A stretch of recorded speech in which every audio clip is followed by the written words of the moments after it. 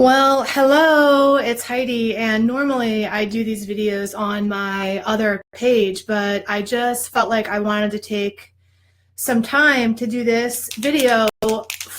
These are my very special chalk pens. So my husband, because now I'm using a teaching space in my house, has created for me this handy dandy little chalkboard so that I can really teach. So what I'm going to share with you, if you're joining me now on the live, or if you're going to be watching this later on, the reason that this is going to be so important is because a lot of people who are wrestling with addiction, their family members have absolutely no idea how or why, what addiction is really about. And even people that are addicted or wrestling or struggling with addiction don't know how they got addicted, why they got addicted, how it even happened.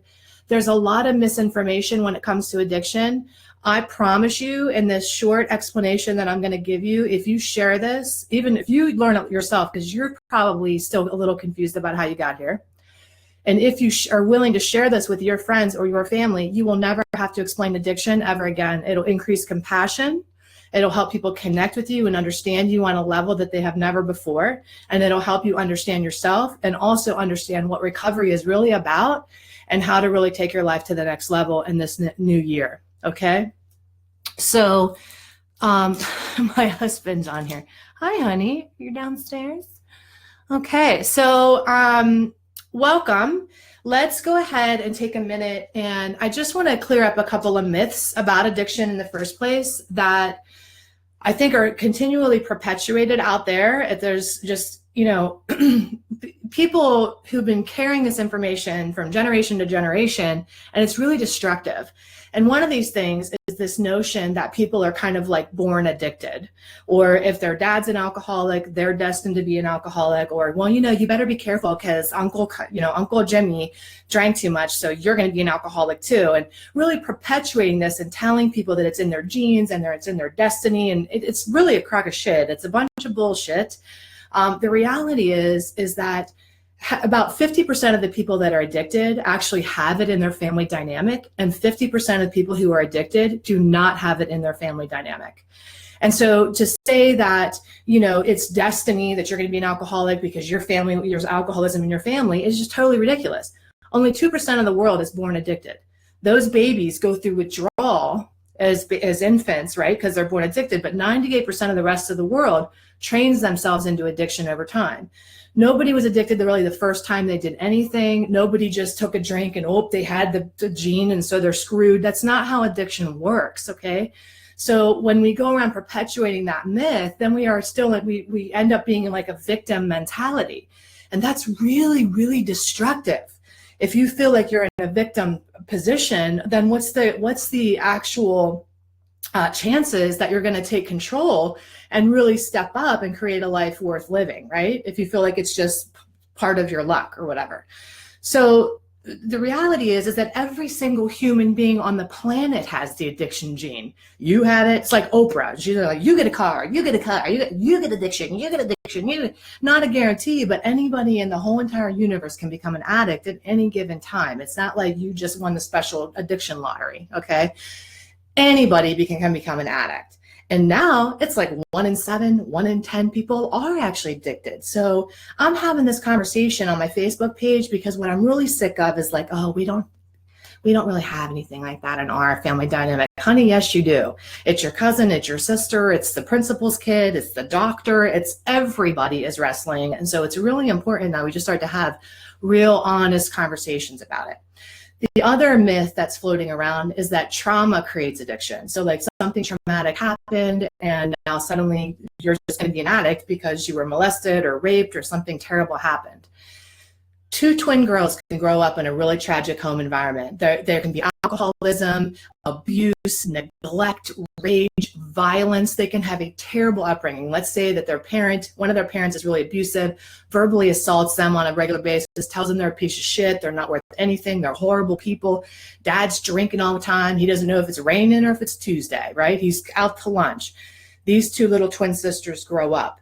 One little girl becomes a woman who becomes an alcoholic. As a woman, she dates men that beat her. She doesn't love herself. She's a degenerate. She can't hold down any kind of meaningful work. The other sister grows up. She becomes a non-drinker. She's a woman that loves herself. She's in a successful relationship with somebody that matters to her, that she loves and cherishes and adores. And when you ask these two little girls, why did you turn out the way you turned out? What do you think they'll tell you? The exact same thing. They'll say, it's the way I grew up. This one will say, well, daddy was an alcoholic, so I'm an alcoholic. My mom told me I wasn't worth anything, so I believed her. I was abused, so I picked people who abused me. This woman will say, well, my daddy was an alcoholic, so I don't drink. My mom beat me or called me names, and I knew I deserved better. I didn't feel like she loved me, so I had to learn how to love myself. In your life, it is not what happens to you. It's the meaning that you associate to that, and then that carries through with how you perceive the rest of your life. So trauma doesn't create addiction. Lots of people cope with trauma in many different ways, right? People can cope with trauma by going to therapy or riding a horse or making money, all these different ways. Addiction is one response to trauma, but so is success. Success is also a response to trauma. And that maybe not even in the healthiest way, maybe overcompensating, becoming an overachiever, but addiction isn't a guarantee just because you had a traumatic upbringing. So there are those things that created the perfect storm to create this addiction for you or for your loved ones, that your loved ones have asked you to watch this video because they really want you to have a deeper understanding so that your compassion, can open up a little bit and understand, like, addiction isn't something that people do to people. It's something that happens as a positive intent, like to be happy. Addiction is a lame attempt to be happy, right? It's not a malicious attack on anybody. So, but there are 4 things that kind of set up the perfect storm for addiction. And I'm going to tell you those 4 things. Number 1 is, before addiction, people who are prone to addiction are highly sensitive people, meaning they feel things a little bit deeper. Before your addiction happened, you were a person that sensed things in the world a little bit more than other people around you. You're affected by things more. Things move you more. Some of you are empaths, or energetically you can feel other people's energy. You were sensitive. And if you grew up in a violent household with that sensitivity, or you were learned, that that's not okay to be as sensitive as you are, addiction becomes a lame attempt to desensitize yourself from being overstimulated, from being hurt, from feeling rejected, from all those things. So high sensitivity. Number 2 is a low stress tolerance.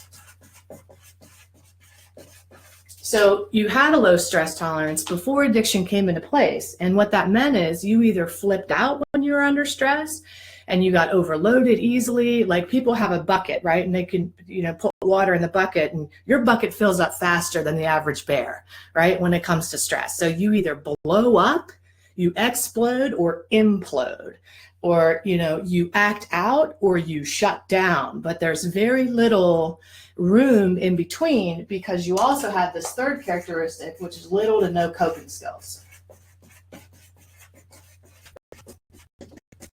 before addiction. And this is where nature versus nurture kind of comes in, guys, because the question is, well, if it's not, necessarily hereditary, just because my dad's an alcoholic doesn't mean I'm going to be an alcoholic. What it does mean is, though, is if I sat around and everybody was stressed out all the time and the way we handled that was to crack a beer can, then I'm going to go, oh, okay, that's the way we handle stress, right? My parents didn't really teach me how to breathe or walk or do a lot of other things. Hi, Alyssa. So number 4, and this is really why and how people get addicted, is an unfulfilled life. This is what creates addiction. Addiction is a lame attempt at a happy life. So I'm going to explain this on a 5th grade level. One of my mentors, his name is John Maxwell, and I studied him for many, many years, is the person who said to me something I think is like so brilliant. He said, if you can't explain something on a 5th grade level, you don't understand it. And I've really taken that to heart. I know there are lots of people who do lots of really complex videos on addiction and do this whole presentation, and you can find this on YouTube if that's for you. But I'm a very simple girl, and I want everybody to get it. Like John Maxwell says, I put all the cookies on the low shelf. I want everybody to be able to enjoy. So I'm going to explain this in a way that's going to make it so simple for you that the light bulb's going to go off and you're going to go, holy shit, I totally get it now. And now I know exactly what I need to do in this recovery thing. So if you're a person that keeps getting sober and relapsing and getting sober and relapsing, this video is going to be exactly what you need to know, oh, I've not been going about my recovery really the way that I'm supposed to need to go about my recovery, right? There's a reason you keep relapsing. There's a reason it's a struggle. The struggle ain't real. The struggle is only real when you don't have the right strategies. So let me explain addiction, and then we could talk about recovery, okay? So that's your brain, okay? That's your brain. Up here in the neocortex is the thinking part of the brain. This is where your cognitive abilities are. This is where your ability to rationalize, make decisions, think things through happens up here. And down here at the base of your brain is your reptilian brain, or your instincts. And this whole gig down here is to get out of pain and into pleasure. Fight, flight, freeze, faint. That's where that lives down here. And in between is the limbic system, or the feelings. Okay. So Dr. Dan Siegel, who's a leading interpersonal neurobiologist, talks about the brain this way. He does this little hand model, and he says, okay, this is your brain. So if you're watching this video, put your cute little thumb in your hand and close your fist over like this. Your brain is divided into two parts, upstairs brain and downstairs brain, okay?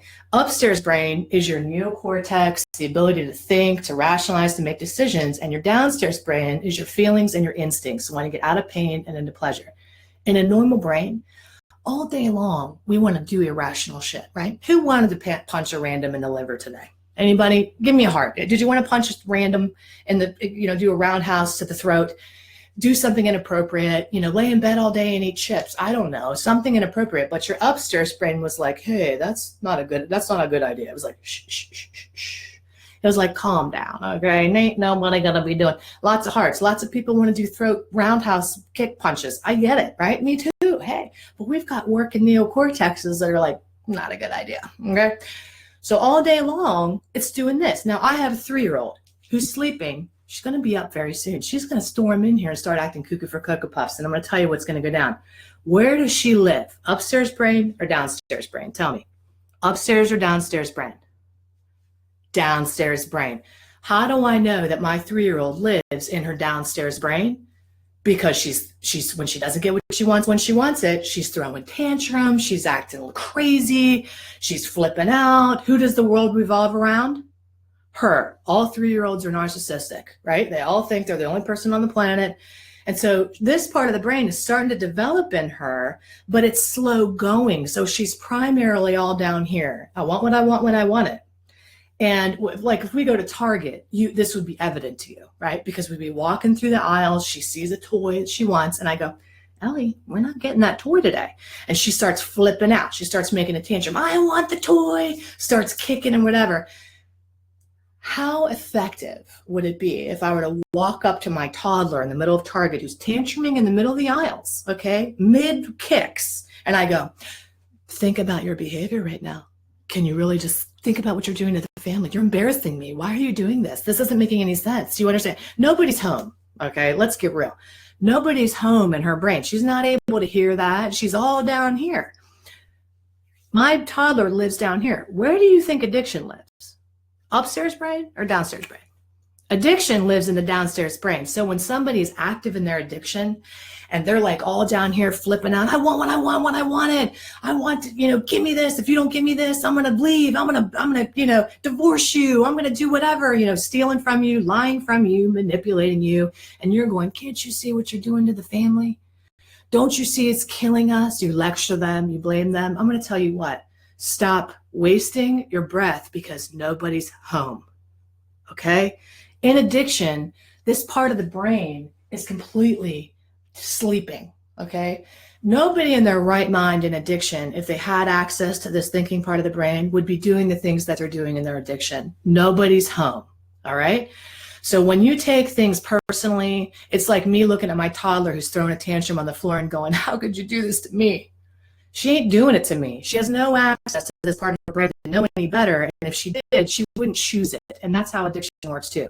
If people are home, they wouldn't choose to be doing what they're doing to you. So that's really important that you get this, okay? This part of the brain is sleeping, inactive in addiction. Okay, so lecturing, blaming, it's like I'd have more luck talking to a plate of pancakes, okay? All right, so let's move on to how people get addicted so you can kind of understand how that happens. Nobody gets addicted really the first time they do anything.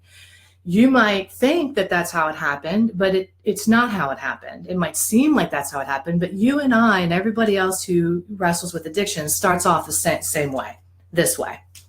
So I'm going to ask you first, what are some ways in life that a person can find happiness and fulfillment? Like, what are some key areas of life? Like, think about your life. What areas of your life bring you joy? Okay, so I'm going to do broad areas here. I'm just looking for big areas. Like, for some people, their lovers bring them joy, their intimate relationships. Other people, their family brings them joy. Family. Other people, their friends bring them joy, or their social circles. Other people, instead of work, they actually have a mission or a purpose that brings them joy. A mission, a purpose.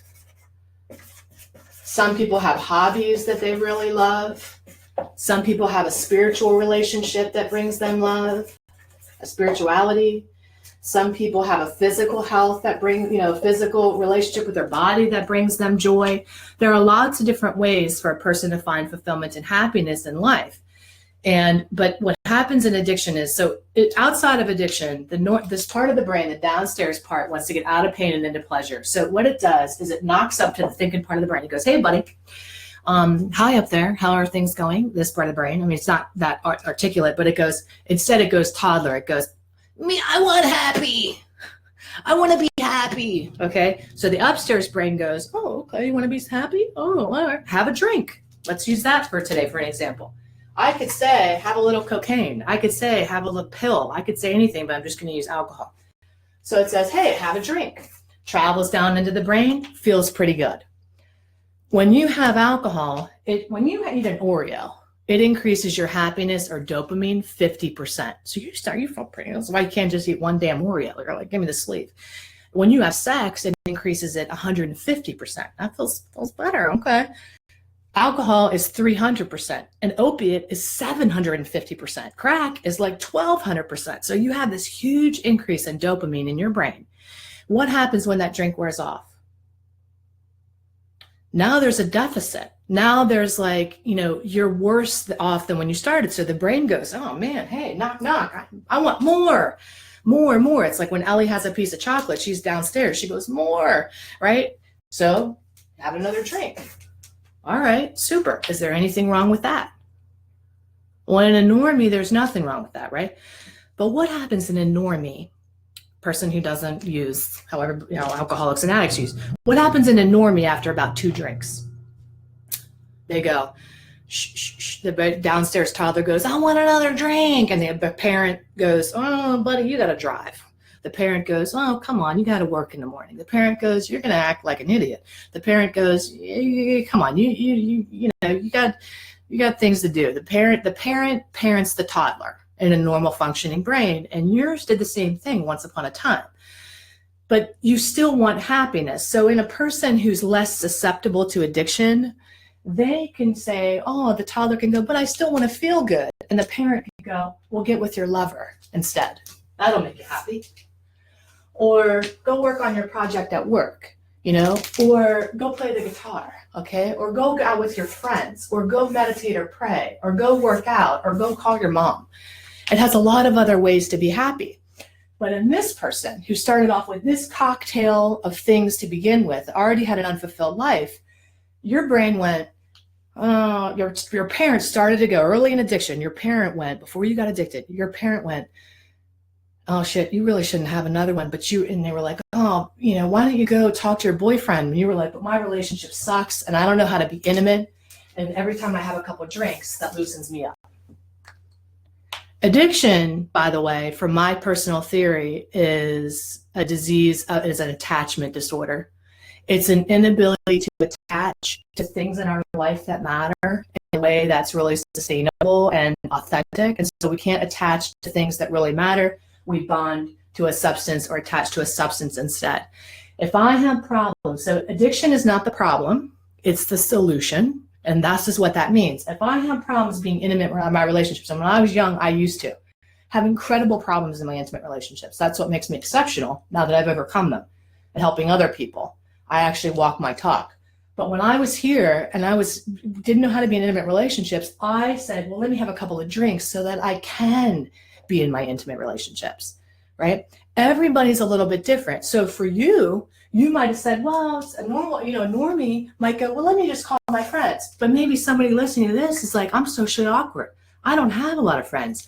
But boy, as soon as I have a couple of cocktails at the bar, everybody's my friend. So that fixes that problem. There are other people that are listening here that have a family where in a normie kind of situation, the family would provide massive amounts of joy, being a mother to 3 kids. But this mom goes, shit, I'm overwhelmed. I don't know how to mom. I don't really know how to be in that. But as soon as I have a couple pills, I can go to that goddamn soccer game. Okay? This doesn't start off as a way to hurt children or hurt the family. It starts a way for that mom to actually function as a mom. That's her intent. Her intent isn't to destroy the family. It's to help it work for her, right? Because she's dysfunctional before she started. Somebody else might say, well, hey, I'll work on my project because I have a mission that I love. But a person who's going to become an alcoholic or an addict goes, I don't have a mission or a purpose in my life. I'm a drifter, man. I've got nothing juicing me up or lighting me up. I have a job I hate, but boy, if I take a couple pills, I can sure go to it, can't I? Do you understand? This is the solution, not the problem, all right? So in any area, some people say, well, I can meditate or pray. Well, God turned his back on me a long time ago is somebody else who started using. They're like, I don't have a spiritual connection to God, but when I drink, I feel like it doesn't freaking matter, okay? Where are the problems in your life that you are medicating? Because here's what people are going to tell you. They're going to say, alcohol is your problem. Drugs are your problem. That's why you have a shitty life. Honey, no, you had a shitty life, and that's why you used alcohol. Okay, I really want you to get this and understand it, because here's what's going to happen to you if you don't. You're going to do what everybody else tells you to do, which is great. Get help, get treatment. We hope you come where we are. Come get help. We'd love to see you, check you in. You have access to this all day long. But what'll happen is you'll take this off the table because you think this is the problem. So you get rid of the drugs, you get rid of the alcohol, but now you're just awake for a life you hated. Getting sober does not guarantee a happy life. Having a happy life helps guarantee that you'll stay sober. Okay, it's not the other way around. So here's how addiction works though. This starts to fix problems, starts to fix multiple problems. Okay, maybe you went to the doctor because you prescribed, well, Heidi, no, I got prescribed pain medicine by my doctor. I didn't have a shitty life. Well, let me show you. You had a physical problem. Your doctor said, hey, you need some pain medicine. You said, okay, I'll take some pain medicine. But when you took the pain medicine, all of a sudden you noticed you could tolerate your marriage a little bit better. You could actually get a little bit more done here. And you tolerated this job that you hated. And you didn't understand it at the time. But subtly, it started medicating other areas of your life as well. And then you became dependent upon it, not for the pain, but to medicate multiple areas of your life. What you're doing is you're not getting high. You're medicating your life, okay? And a lot of the time now, when my brain starts to say, hey, at 6, you're a nighttime drinker. I just like my wine, Okay, great.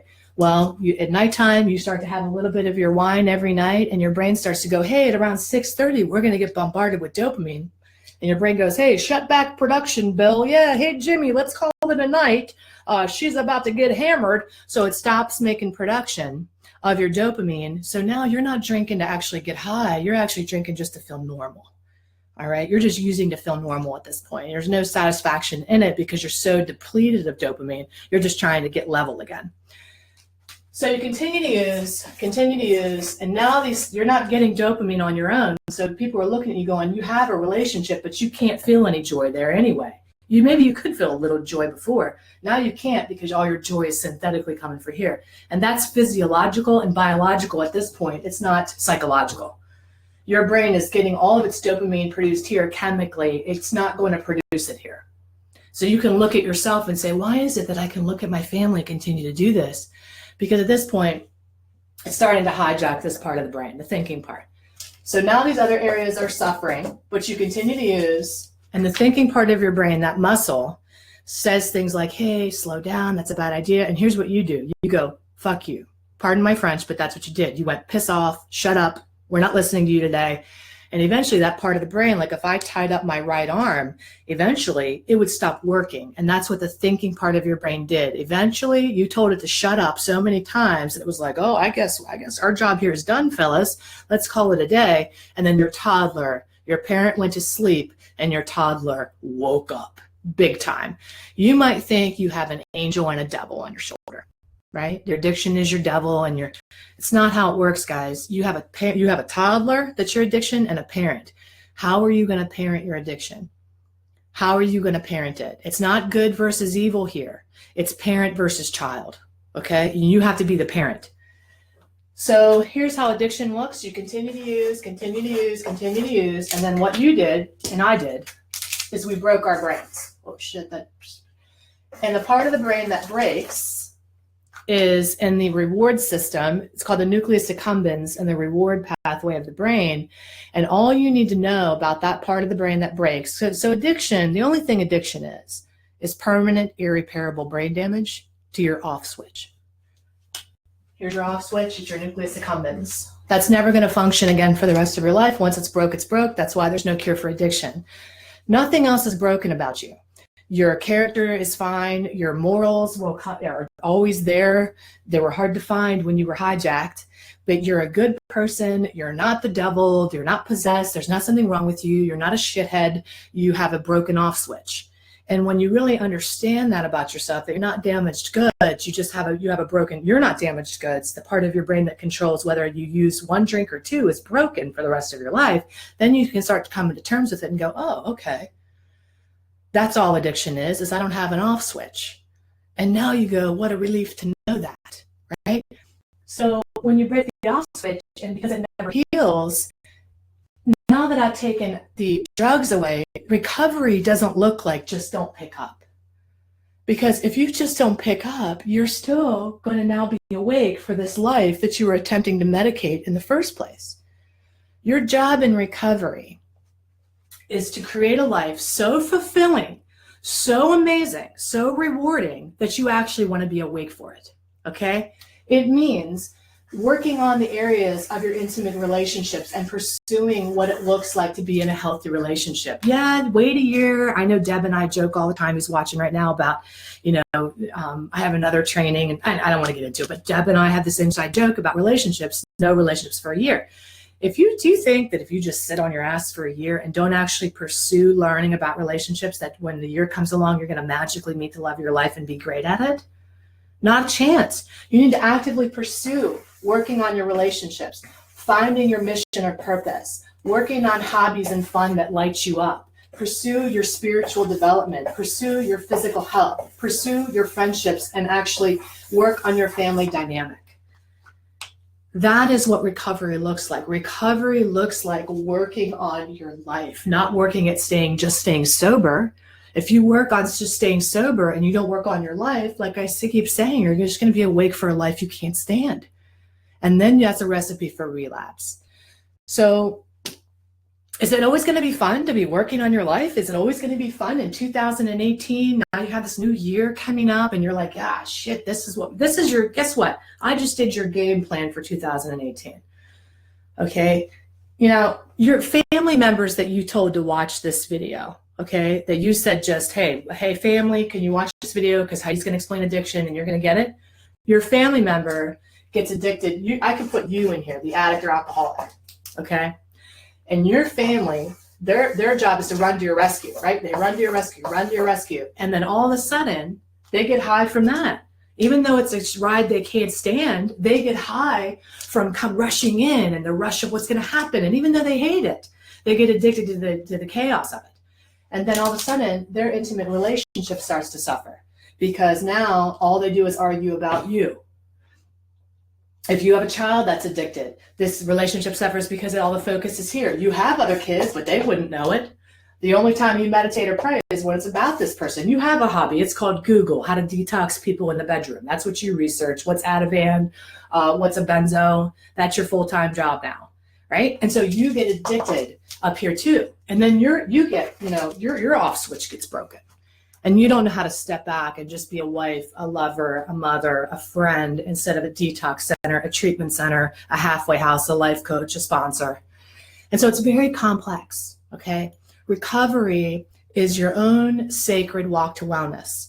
Now somebody might be watching this video and say, well, that's crock of shit because I know Freddie, and Freddie had everything. Freddie had a family. Freddie had friends. I'm going to tell you what, back in 2008, I looked like I had everything too. I had a 6-figure income. I bought my first house in my 20s.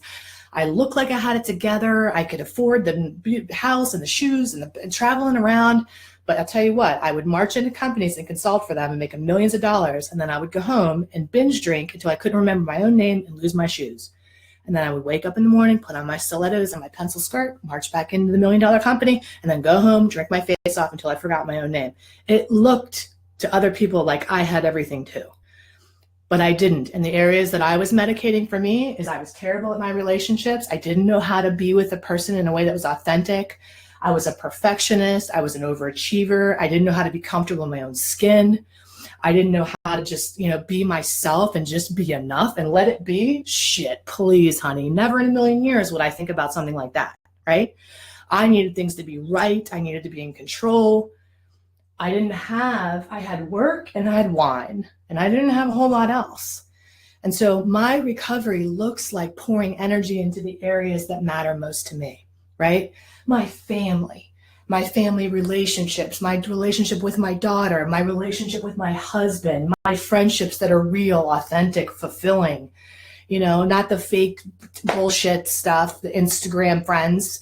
Although some of you are my real friends on Instagram, and thank you. But you know what I'm saying, like authentic, real things. So your job in the new year, hi, princess, is to look at where in your life are you struggling. Want to say hi to friends? Okay, thank you. Let me kiss. I love you. Want to say hi to friends? No, just sit there for a second. Okay, I'm almost done. Where in your life are you struggling?